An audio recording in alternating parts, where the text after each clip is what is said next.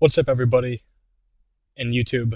Slugfist Wizard here, getting ready to do my predictions and my picks for UFC 142. It's set to take place this weekend. Jose Aldo versus Chad Mendes from the HSBC Arena, live on pay-per-view out of Rio de Janeiro, Brazil. Sounds like it's going to be a pretty decent card overall.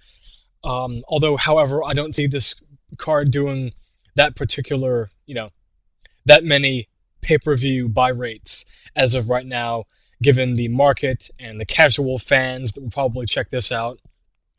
Nevertheless, I am certainly looking forward to it.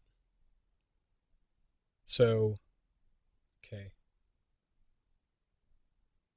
All right, making sure that everything's all right. Okay, good. All right, from the top of this card, let's get it going. Jose Aldo, Jose Aldo Jr., the UFC featherweight champion, and you know, really, he has been doing his thing in mixed martial arts since he began competing in 2004. He's been around for a long time. No, not a long time, but he's got 21. In 21 mixed martial arts fights, he has 20 wins. Has won 12 by knockout, 2 by submission, 6 by decision.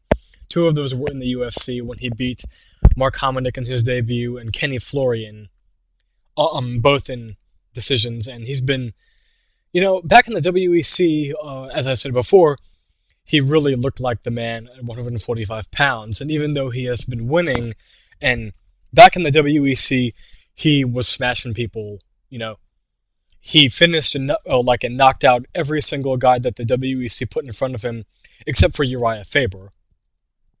And then the weight cut from transitioning from the WEC to the UFC was really tough on Aldo. I think both physically and mentally.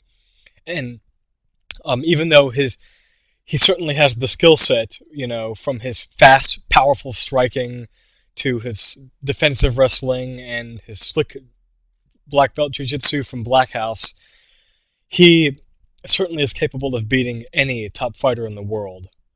And it's why he's been able to remain as dominant. But this time he'll be taking on a guy that I think does have the skill set to beat him in Chad Mendes. So this is a really tough fight to pick. Chad Mendes, a strong NCAA Division I All-American wrestler. He's 11-0, trains with Uriah Faber and Joseph Benavidez and all of those other guys at Team Alpha Male. Wrestled at Hansford High School, and he went to California Polytechnic State University. And in the WEC, he defeated Eric Koch, Anthony Morrison, Cub Swanson, and Javier Vasquez. And he also holds wins in the UFC over Mitsuhiro Omigawa and Hani Yaya. Long story short, Chad Mendes is not going to tire, but his stand-up is not where it needs to be. Although he is much better on the feet, he can certainly catch Mendes with a shot when Mendes is attempting his quick, lightning-fast double-leg takedowns or single-leg sweeps and all those things like that. So, really, this is a difficult fight to pick. I almost want to lean toward picking Chad Mendes to win, and I feel like I should because Aldo has kind of been underwhelming. When he fought Kenny Florian, I think he could have done better in that bout than he did. But he still showed great 1-2 combinations, great pinpoint accurate striking, and the drive to go all 5 rounds and look pretty good defensively. So if Chad Mendes wins this fight, I'm not going to be too surprised, but at the end of the day, I've got to pick Jose Aldo continuing his winning streak and defeating Chad Mendes and retaining his featherweight title by a 5-round unanimous decision. I don't think there's going to be a knockout, but I think he might come close a couple times. My advice to Aldo would be to work on submission attempts, especially guillotine chokes, because Mendes, he tends to leave his neck out there for those when he's shooting in for takedowns, and also he leaves his chin pretty high when he's striking. So that's another mistake he makes sometimes. So there you go, but I hope Jose Aldo does win. Next bout. Vitor Belfort versus Anthony Rumble Johnson.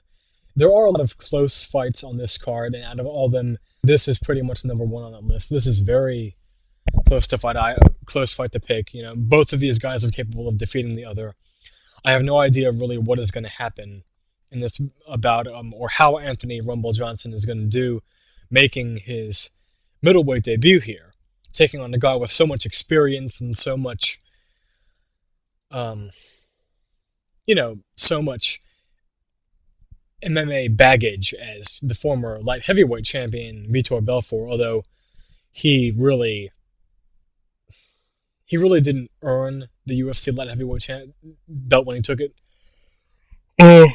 back in the day against Randy Couture on a technicality. So let me see. Okay, Vitor Belfort, he has the hand speed and he's fought the best of the best. Anthony Rumble Johnson is a strong, powerful wrestler with knockout power when he fights guys that don't have great striking defense. But Vitor Belfort is, he's much better on his feet than guys like Dan Hardy and Charlie Brenneman, guys that Anthony Johnson has defeated before. So Vitor Belfort certainly can catch Anthony Rumble Johnson with anything in this fight. He's got a great puncher's chance, and it's been a while since Vitor Belfort has gone to a decision. And his last loss was when he got his head nearly kicked off by Anderson Silva. So yeah, I hope Vitor Belfort wins, but I'm going to go with kind of the slight underdog here. I'm going to pick Anthony Johnson to defeat Vitor Belfort by a unanimous decision, in which he just takes Vitor down over and over again and is active to avoid any submission attempts from Vitor Belfort's back. So, alright, next bout. Husamir Palhares versus Mike Masenzio. There's not really a whole lot I can say about this fight. This really does seem like one of those fights in which the UFC is trying to give another Brazilian a win on this card, and Husamir Palhares, with his tremendous leg locks and his powerful submission-style reputation that he's developed, really, he should be able to do whatever he wants to a guy like Mike Masenzio on the ground. Mike Masenzio, he's a middleweight, competes out of Paterson, New Jersey. Fights he does have a black belt in Brazilian Jiu-Jitsu, but if you're losing to guys like Krzysztof Soszynski and getting submitted by people like Brian Stan and Danilo Villafort, I have to imagine that that's not a good recipe in this fight. So I'm going to pick Husamir Palhares to win by late first round submission or early second round submission, probably due to a knee bar or some sort of a ankle lock. Maybe a heel hook. Next fight. Eric Silva versus Carlo Prater. I apologize going into this fight because I unfortunately do not know very much on Carlo Prater, other than he does have a win and a loss against Carlos Condit. He has competed in 40 mixed martial arts fights. He's, pretty good veteran. He has 29 wins, 10 losses, 2 wins by knockout, 16 by submission. A talented grappler. He's coming off of a win over Galistron Santos. While Eric Silva is a guy that the UFC has wanted to acquire for a while right now, and a guy who has really made a name for himself at UFC Rio when he got that knockout over Luis Ramos that really, put him on the map, for at least for now. And he also kind of built a reputation for himself at the Jungle Fights too. So I've got to go with the Brazilian Eric Silva to defeat Carlo Prater by knockout late first round or third round TKO. And the final fight on the main card, a lightweight bout between Edson Barbosa and Terry Edom. Terry Edom coming up, after his long time on the shelf and his long layoff, he came back at UFC 138 and quickly choked out Edward Falaloto in just 17 seconds, although that was a fight that really that was kind of a gimme fight. And now he'll be fighting an a talented, undefeated striker in Edson Barbosa, coming off of wins over Ross Pearson and Anthony Njokuani in the UFC. He's also defeated Mike Lulo at UFC 123. And this is also another tough fight. Terry Edom, he's shown that he's got very good submission awareness, but his striking defense seems like it's not all there all the time. So I'm going to go with Edson Barbosa right now, although I hope Terry Edom wins. I'm going to pick Barbosa to defeat Edom by a very close split decision in which he just simply outpoints and outclasses Edom on the feet. And for the rest of the card, which is the preliminary cards will be free on FX for the first time, with only one fight on Facebook, it looks like. I'm going to pick Sam Stout to defeat Thiago Tavares, Gabriel Gonzaga back in the UFC. I'm going to pick Gonzaga to defeat Inaldo Oliveira, Yuri Alcantara to defeat Michihiro Omegawa, Mike Pyle to defeat Ricardo Funch.